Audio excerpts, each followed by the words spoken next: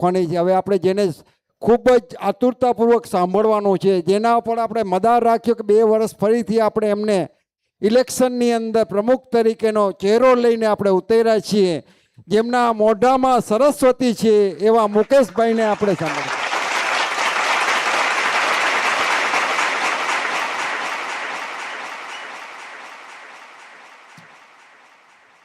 Thank you. બધાને જય जिनेन्द्र. थोड़ा आवाज बढ़ाना भाई. हाँ, तो गला कम खींचना पड़ेगा. फरीथी बधाने जय जिनेन्द्र. सन्मानीय क्रांतिकारी मंच અને આદરણીય જ્ઞાતિજનો, મારા વડીલો અને મિત્રો, અને સાથે આપણા માતા બહેનો, ચૂંટણીનો મહોત્સવ કહી શકાય અને દર વર્ષે આવે છે એ આપણા બધા માટે આનંદની વાત છે. ચૂંટણી થકી આપણે દરેક જાહેરાતો, કામની જાહેરાતો, કરવાની જાહેરાતો અને કોમ્પિટિશનમાં કામ વધુ થાય છે એવું ચોક્કસ આપણે માની શકીએ. ક્રાંતિકારી માટે એમ કહી શકીએ, ઉજળમાં પણ આંબા મોરે એ વિશ્વાસ ક્રાંતિકારીની નજરમાં છે, અને પથ્થરમાંથી પણ ઝરણા ફૂટે એ તાકાત અને ખુમારી આપણા હાલારીઓમાં છે, આપણા હાલારીઓમાં છે. ક્રાંતિકારીનું સ્લોગન પણ છે, રડવું નહીં, લડવાથી ડરવું પણ નહીં, અને ક્યારેય કોઈને નડવું પણ નહીં.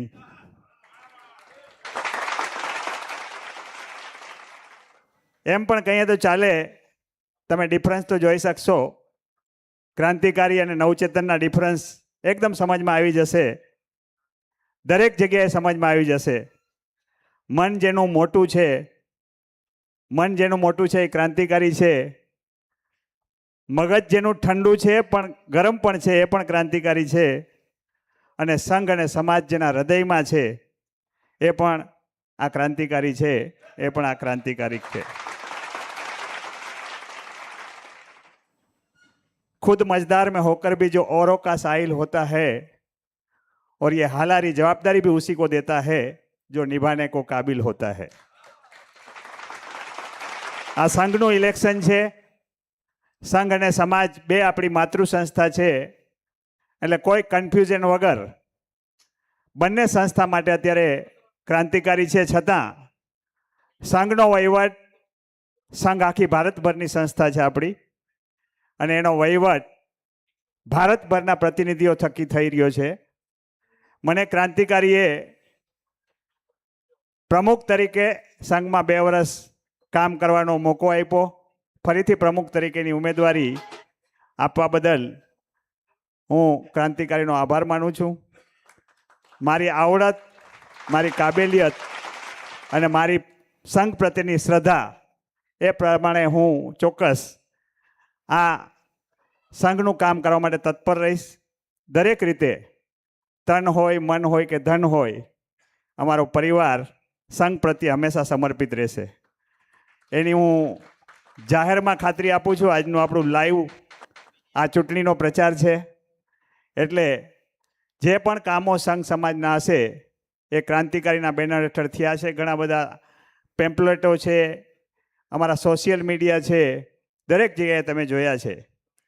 સંઘનો વહીવટ કરવા માટે પૂરા ભારતમાંથી આપણે લગભગ 198 પ્રતિનિધિ વહીવટ માટે જોઈએ છે. મુંબઈ એકમ એટલે કે આપણું મુંબઈ આખું આવી ગયું. મુંબઈ, ભિવંડી, થાણા, વસઈ, વિરાર, નવી મુંબઈ, આ બધું થઈને 130 પ્રતિનિધિ સંઘના વહીવટમાં મોકલવાના હોય છે. જામનગરના 32 છે, 52 ગામડામાંથી 12 આવે, રાજકોટમાંથી 2, અમદાવાદમાંથી 3, સુરતમાંથી 2, વાપીમાંથી 4, બેંગ્લોરમાંથી 7, પછી બીજા સ્થળો, એમ કરીને ટોટલ 198 પ્રતિનિધિ ચૂંટાય. એટલે એ ચૂંટાયેલા પ્રતિનિધિ ભેગા થઈ અને પછી પ્રમુખની નિમણૂક કરે. એટલે ડાયરેક્ટ પ્રમુખ તરીકે મને કોઈ વોટ તમારે આપવાનો નથી. 130 એ આપણી મેજોરિટી છે. 130 આપણા મુંબઈના ચૂંટાય, ક્રાંતિકારીના ચૂંટાય, તો જ મારું પ્રમુખ બનવાનું શક્ય બને. તો તમારા બધાને ક્રાંતિકારી વતી એક આગ્રહભરી અપીલ છે કે તમે ચૂંટણીમાં ક્રાંતિકારીના 1 થી 130 જે ઉમેદવાર છે એમને મતદાન કરી અને ચોક્કસ બહુમતીથી ચૂંટાડજો, એટલે કે પૂરેપૂરી પેનલ આમાં ચૂંટાઈને આવશે તો સંઘનો વહીવટ 2 વર્ષ માટે કરવા મળશે. વોટિંગ આપણું 21 તારીખના ભિવંડી, 23 તારીખના દાદર.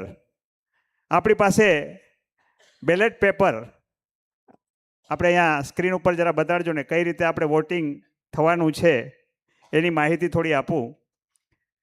આ વખતે 265 ઉમેદવાર અત્યારે આપણી ચૂંટણીના મેદાનમાં છે. આપણને જોઈએ છે 130. 130થી વધારે હશે મતદાનમાં ચોકડી મારી તો એ વોટ આપણો ફેલ જશે. આ રીતે તમને હાથમાં બેલેટ પેપર મળશે. જે પણ જ્ઞાતિજન, આમાં કોઈ મેમ્બરશિપની જરૂર નથી. જેમણે પણ વોટ કરવાનો છે 18 વર્ષથી ઉપરના કોઈ પણ જ્ઞાતિજન કોઈ પણ સ્થળે, એટલે ભિવંડીમાં પણ કરો અથવા દાદરમાં, એ વોટિંગ કરી શકશે. આ રીતે એક બેલેટ પેપર તમને ચૂંટણી પ્રક્રિયા દરમિયાન મળશે. હવે ક્રાંતિકારીના જે કાંઈ નંબર છે તમે જોશો તો પહેલી 2 લાઇનમાં 130 આપણા ઉમેદવારો છે. હવે આ બેલેટ પેપરમાં 265 મેમ્બર હોવાથી પહેલી લાઇનમાં 66 અને બીજી લાઇનમાં 66, એ પૂરી લાઇન જો ચોકડી મારવામાં આવે તો 132 થઈ જશે. હવે અહીંયા શક્યતા એવી છે કે ભૂલ થવાની ઘણી શક્યતા રહેશે. આપણા આમે વોટ 10% ફેલ જાય છે. ખાસ કરીને સમજાવવાનું એ છે કે 1 થી 130 મારવા હોય તો બીજી લાઇનમાં 2 નંબર વધારે ન પડે એટલા માટે સૌ પ્રથમ 130 નંબર ત્યાં ચોકડી મારીએ તો વધારે સરળતા રહીએ. હવે જેમને સમજમાં આવી ગયું છે એ 1 થી 130 મારશે, પણ ઘણી વખત આપણા વડીલો છે, મહિલાઓ છે, સિનિયર છે, જેમને અગવડતા પડતી હોય છે આટલી બધી ચોકડી મારવા માટે. અહીંયા કોઈ સમયની પાબંદી નથી. તમે વોટમાં જઈ, બૂથમાં જઈ ત્યાં વોટિંગ કરવા માટેનો પૂરો સમય લઈ શકો છો. વિનોદભાઈ રાયસી માલદે આપણા ચૂંટણી કમિશનર છે, એમણે સારી વ્યવસ્થા રાખી છે. દરેક માટે પૂરતો સમય, એટલા બધા બૂથ બનાવશે કે અંદર જઈને આપણે વોટ કરી શકીએ. તો પૂરો સમય લઈને આપણે જે ઉપર અશોકભાઈનું નામ છે ત્યાંથી શરૂ કરીએ. નીચે આપણું છેલ્લું નામ આપણા મહિલા ઉમેદવારનું છે, હંસાબેન દિલીપ નગરિયા. એટલે હંસાબેન અને અશોકભાઈ આ બંનેને સાથે ચોકડી મારીએ ત્યાં સુધી ઓકે છે. પણ જો એનાથી નીચે ગયા હંસાબેનથી તો 131 ને 132 આપણા વોટને ફેલ કરી શકે છે. તો શરૂઆત 1 થી 130 અથવા 130 પછી રિવર્સમાં આવીને 1 નંબર સુધી જશો તો આપણો એક પણ વોટ ફેલ થશે નહીં. તો આ રીતે વોટિંગ કરવા માટે આગ્રહભરી અપીલ છે. હવે વાત કરવાની છે ક્રાંતિકારીના કામ, ક્રાંતિકારીએ શું કર્યું અને ક્રાંતિકારીને શા માટે વોટ આપવો જોઈએ.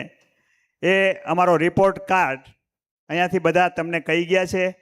શું શું કામ કર્યા છે એ પણ કીધું છે. મારે તમને ગયા વર્ષે સંઘમાંથી પ્રોજેક્ટો થયા એ બધા અમારા પેમ્પલેટોમાં છે. અહીંયા સ્ક્રીન ઉપર પણ દેખાડવામાં આવી રહ્યા છે.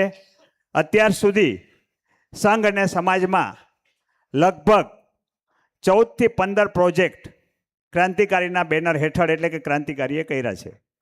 એમાં વાડી પણ આવી જાય, ન્યૂ યાત્રિક ભવન પણ પકડી લ્યો, દેવલાલી પણ પકડી લ્યો, રિપેરિંગ રિનોવેશન પકડી લ્યો.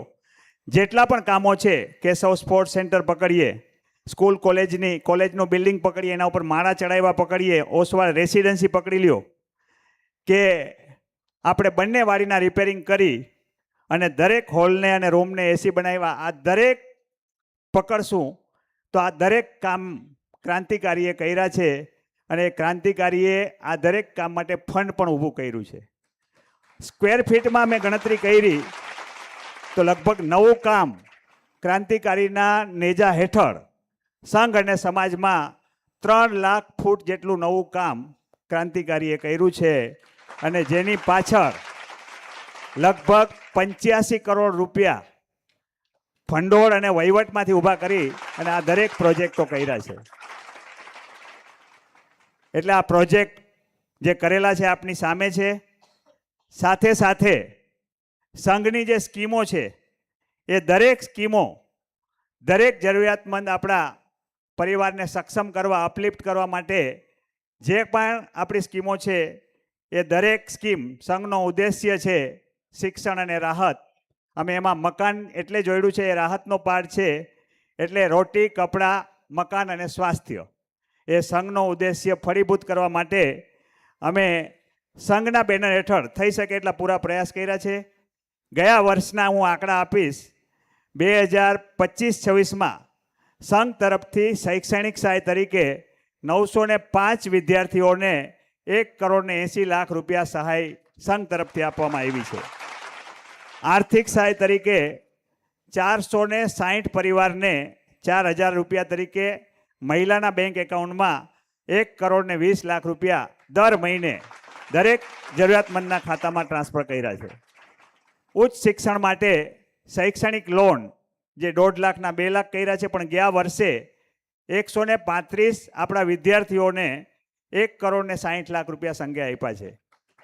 મેડિકલ સહાય તરીકે પણ 490 જ્ઞાતિજનને 50,000ની મેક્ઝિમમ આપણી લિમિટ છે. 1,15,00,000 રૂપિયા મેડિકલ સહાય પણ સંઘ તરફથી આપવામાં આવી છે. અને નવી મકાન સહાય અત્યાર સુધી 19 પરિવારને મકાન સહાય આપવાની છે, જેમાં ગયા વર્ષે 4 પરિવારને 3 લાખ રૂપિયાના હિસાબે 12 લાખ રૂપિયા મકાન સહાય આપી છે. બોર્ડિંગ છાત્રાલયની જે વ્યવસ્થા છે આપણી જામનગરમાં, એમાં ભણતા બાળકો અને બાળાઓ માટે 100% આપણે માફીમાં, એના પાછળ પણ સંઘ વર્ષે 30 લાખ રૂપિયા ખર્ચ કરે છે. અમદાવાદમાં પણ હોસ્ટેલની વ્યવસ્થા છે, ત્યાં પણ સંઘ તરફથી 15 લાખ રૂપિયા વર્ષનો ખર્ચ કરવામાં આવે છે. આ બધાનો ટોટલ ગયા વર્ષે લગભગ 7 કરોડ રૂપિયા સંઘ તરફથી જ્ઞાતિજનો માટે શૈક્ષણિક, મેડિકલ, આર્થિક સહાય અને મકાન સહાય તરીકે આ ગયા વર્ષે આપવામાં આવી છે, રાહત આપવામાં આવી છે. ફરીથી એમાં વધારો કર્યો છે, એટલે આવતા વર્ષે હવે આપણે 2 લાખ રૂપિયા આપણે હાયર એજ્યુકેશન લોન કરી છે, શૈક્ષણિક સહાય વધારી છે, અને દરેક આપણી જે કાંઈ અરજીઓ આવે છે એ દરેક ઝડપથી પાસ કરવામાં આવે છે. એટલે લગભગ આવતા વર્ષે, એટલે આ કરંટ વર્ષમાં 7.5 કરોડથી 8.5 કરોડ રૂપિયા આપણે આ સ્કીમમાં સંઘ તરફથી ચૂકવવાના થશે. આ બધું પ્રોજેક્ટો સાથે સ્કીમ તે પણ ઝડપથી કોઈ પણ આર્ગ્યુમેન્ટ વગર પાસ કરીને આપ્યા પછી પણ સંઘની બેંક બેલેન્સ માર્ચમાં 50 કરોડ, તો અત્યારે 52 કરોડ રૂપિયા સંઘ પાસે બેંક બેલેન્સ છે.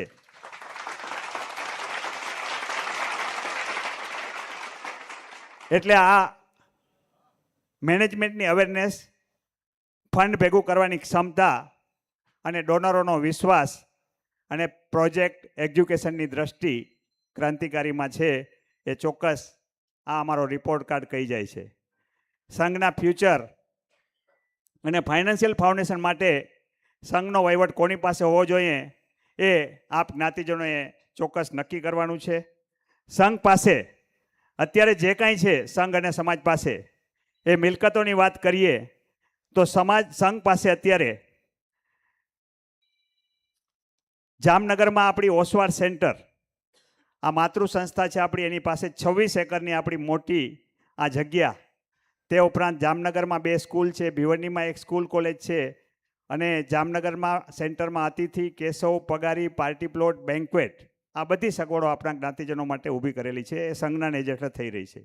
બોર્ડિંગ છાત્રાલય પણ જામનગરમાં, અમદાવાદમાં હોસ્ટેલની વ્યવસ્થા, ભિવંડીમાં ક્લિનિક લેબોરેટરી, ઓસવાડ રેસિડેન્સી, અને જ્ઞાતિજનો માટે આ બધી સ્કીમો અત્યારે આપવામાં આવી રહી છે. અને આ બધી વ્યવસ્થા જ્ઞાતિજનો માટે નજીવા દરે આપણે આપવા જઈ રહ્યા છે. એ જ રીતે મુંબઈ સમાજમાં પણ આપણી અત્યારે વાડીની 3 બિલ્ડિંગો જે રીતે રિનોવેટ થઈ છે, દરેક હોલ નાના મોટા આપણી પાસે 10 હોલ છે, 200 રૂમ છે, બધા એસી થઈ ગયા છે.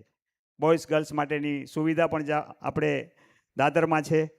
બંને વાડીમાં કેન્ટીનની વ્યવસ્થા છે, 2 એમ્બ્યુલન્સ છે, અંતિમ યાત્રાની વેન છે, બોડી ફ્રીઝર છે, સમૂહ લગ્નોત્સવ થઈ રહ્યા છે, સંબંધોના સેતુ થઈ રહ્યા છે, એક્ઝિબિશનો થઈ રહ્યા છે, મેડિકલ સહાય અપાય છે મુંબઈ સમાજમાં. અને આ બધી વ્યવસ્થાઓ બંને જગ્યાએ ક્રાંતિકારીના નેજા હેઠળ છેલ્લા મુંબઈ સમાજનો 16 વર્ષનો વહીવટ અને સંઘમાં 8 અને 4 12 વર્ષનો વહીવટ ક્રાંતિકારીએ કરેલો છે. અને અત્યારે જે કાંઈ કામ દેખાઈ રહ્યા છે આપની સમક્ષ છે અને જે કંઈ થઈ રહ્યા છે એ આ ટીમ કરી રહી છે અને આ શિક્ષણ માટે ક્રાંતિકારીના મંત્ર છે. સંઘના ઉત્થાન માટે અત્યારે ક્રાંતિકારી જરૂર છે એવું તમને લાગતું હોય તો ચોક્કસ ક્રાંતિકારીને તમે ચૂંટીને મત આપજો. યુવાનોના ભવિષ્ય માટે ક્રાંતિકારી જરૂરી છે, સમાજની ક્રાંતિ માટે ક્રાંતિકારી જરૂરી છે અને નાના માણસોની દરેક જરૂરિયાત માટે ક્રાંતિકારી જરૂરી છે એવું તમને ચોક્કસ સમજાય અને લાગે તો ક્રાંતિકારીને ચોક્કસ તમે મતદાન કરજો. ક્રાંતિકારીના કામ બોલે છે, ક્રાંતિકારીનો રિપોર્ટ કાર્ડ એ પણ બોલે છે, પેમ્પલેટ પણ તમે સરખી રીતે ચેક કરજો, સોશિયલ મીડિયા પણ તમને દરેક માહિતી આપી રહ્યું છે. તમે બધા જોજો, ચેક કરજો, જો કોઈ પ્રશ્ન હોય તો પૂછજો અને પછી નિર્ણય કરજો. જે ફિગરો સાથે તમારી સાથે મૂક્યું છે આ ક્રાંતિકારીનું ટીમવર્ક, ક્રાંતિકારી પાસે અશોક મારુ, રતિલાલ સુમરિયા આવા ઘણા નામોનું લિસ્ટ છે. અનુભવ પણ છે, યુવા પણ છે, એનર્જી પણ છે અને દિવસ રાત કામ કરવાની ભાવના પણ છે. હજી ક્રાંતિકારી અહીં જ અટકવાનું નથી. અમારા ભવિષ્યના વિઝનો પણ છે કે અમદાવાદમાં હોસ્ટેલ પણ બનાવવું છે, સાથે ઉતારાના રૂમની અમે તૈયારી કરી રહ્યા છીએ અને આ 2026 પહેલાં આપણે એ અમદાવાદની જગ્યા લેવાનો પણ સંકલ્પ કરેલો છે. એટલે જો આ ઇલેક્શન પતે અને ક્રાંતિકારી ફરીથી જો સંઘમાં વહીવટમાં આવશે તો પહેલું કામ અમદાવાદમાં આપણા હોસ્ટેલની જમીન ખરીદવાનું કરવામાં આવશે. ભિવંડી વિસ્તારમાં સ્પોર્ટ્સ કોમ્પ્લેક્સ માટેની પણ બહુ ઈચ્છા છે. કદાચ કોઈ પ્રોજેક્ટમાં સમય લાગે છે પણ જે એક વખત અહીંયાથી જાહેર કરવામાં આવે છે દરેક પ્રોજેક્ટ કરવાની ક્રાંતિકારીની ક્ષમતા છે.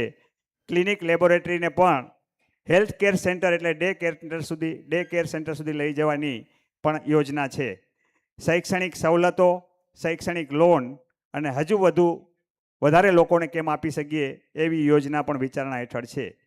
અને હજી એક ભિવંડીમાં ઘરનું સ્વપ્ન ઘણા સમયથી ઘણાને પ્રશ્ન પણ છે કે આપણને આ 2 BHK માલિકી ધોરણે મકાન આપવાનું કે બનાવવાનું ક્રાંતિકારીએ જાહેર કરેલું છે.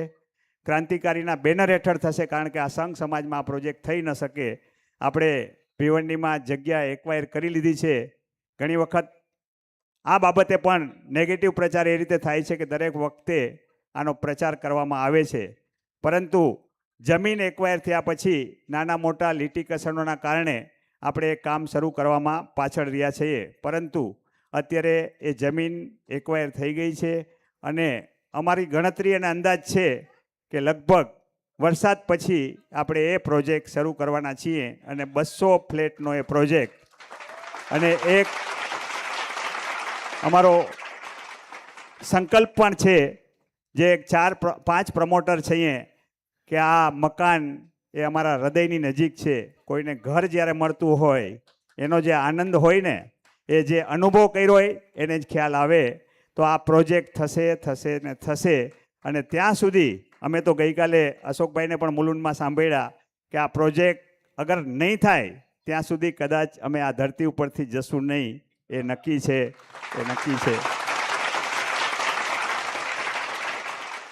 જામનગરનું યાત્રિક ભવન પણ પૂરું કરીને વપરાશમાં મૂકવું છે. આ પણ અમારો ભવિષ્યનો પ્લાન છે. અને સંઘનું કોર્પસ ભંડોળ દર વર્ષે 10-15% વધારતા 100 કરોડ સુધી લઈ જવાનું છે.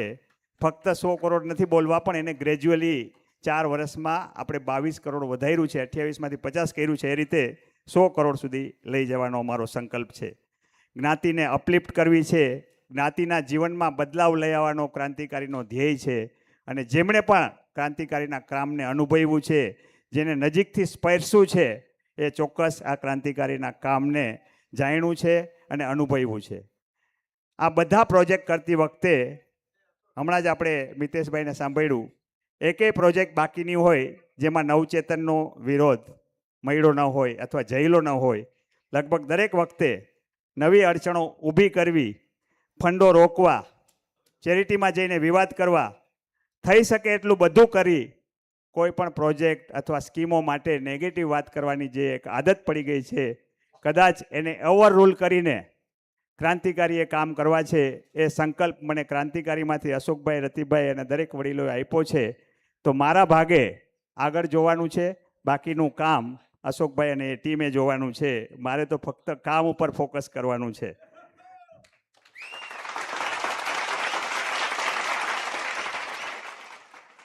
ચૂંટણીનો પ્રચાર કામથી થાય, કામ કર્યા હોય એના વિઝનથી થાય, અને આગળના વિઝનથી અને કામ કર્યા એનાથી થાય.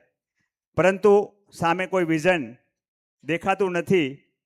પરંતુ એક ઉદ્દેશ મને દેખાય છે કે ક્રાંતિકારીની આ વધતી જતી શાખ, હું એમ જ કહું કે આ શાખ એટલે કે જ્ઞાતિજનો સુધી ક્રાંતિકારીનો વ્યાપ વધતો જાય છે, અને ક્રાંતિકારીની મોટી થતી જતી લીટી ટૂંકી કરવાની મંશા થઈ જાય છે એવું હું ચોક્કસ કહી શકું. કેમ કે ક્રાંતિકારી અત્યારે જ્યાં પણ જે કામ કરે છે એમાં એની શાખ વધી રહી છે, એ કદાચ કોઈનાથી સહન નથી થઈ રહી. એટલે જ આ રીતનું બધી જગ્યાએ જોવા મળી રહ્યું છે. અત્યારે મેં ગઈકાલે જ અશોકભાઈને કીધું હતું કે ક્રાંતિકારી અત્યારે બંને જગ્યાએ વહીવટ કરે છે. હવે નવચેતનને અત્યારે કોઈ જગ્યાએ કોઈ હોદ્દા ઉપર નથી અત્યારે, એટલે હોદ્દા વગર રહેવાનો અસગરો કહીએ કે શું કહીએ, અહગરો લાગે. હવે ક્યાંય કોઈ હોદ્દો નથી એટલે અસગરો લાગ્યો છે. કાંઈ કરવું નથી, કરવા દેવું નથી, એમને દરેક જગ્યાએ વાંધો દેખાય છે. એની પાછળનું પણ એક કારણ છે કે વર્ષો સુધી જેમણે આગલી હરોળમાં બેઠા હોય, સંઘ સંસ્થાની ખુરશીમાં બિરાજમાન થયા હોય, અને અચાનક અગર કોઈ વહીવટમાં ન હોય તો આપણને જે અસગરો થાય ને એ ચોક્કસ થઈ શકે છે, અને એ થયેલો દેખાય છે. પાછી અશોકભાઈની 100 કરોડનું વાત તો સાંભળીને હજી વધારે ડિસ્ટર્બ થઈ જાય છે. ખાલી અસગરો નથી એટલે રતિભાઈની સાદગી જોઈને ડઘાઈ જાય છે. રતિભાઈ હજી આટલા જ સાદા કેમ, એટલે ડઘાઈ જાય જોઈને. કોઈને હોદ્દો ન હોવાથી આ જે અસગરો છે એને કબજિયાત પણ કહી શકાય, અને આ કબજિયાતની બીમારી પણ અશોકભાઈ તમારે જ શોધવી પડશે. કારણ કે આનો ઈલાજ અશોકભાઈ તમે જ આપી શકો. અશોકભાઈનું વિઝનરી નેતૃત્વ, એમનું માયાળું અને પ્રેક્ટિકલ સ્વભાવ છે. ક્યારે કોઈ ના નહીં, કામ હોય કે પછી દામ હોય કે પછી માન હોય, દરેક જગ્યાએ આગળ ઊભા હોય એ અશોકભાઈ છે. અમારા દરેકનો જોશ, જુસ્સો અને ખુમારી એકદમ હાઈ રાખે છે. હવે સમસ્યા, દરેક પ્રશ્નનો ઉકેલ એટલે અશોક મારું છે. નાના મોટા, ખોટા સાચા, દરેક કાર્યકર્તાની ઉર્જા એટલે અશોકભાઈ છે. સંઘ સમાજની જાન એટલે અમારા અશોકભાઈ છે. ક્રાંતિકારીની જાન એમ કહું પણ ચાલે. આ આખી ચૂંટણીની રોનક અશોકભાઈ છે.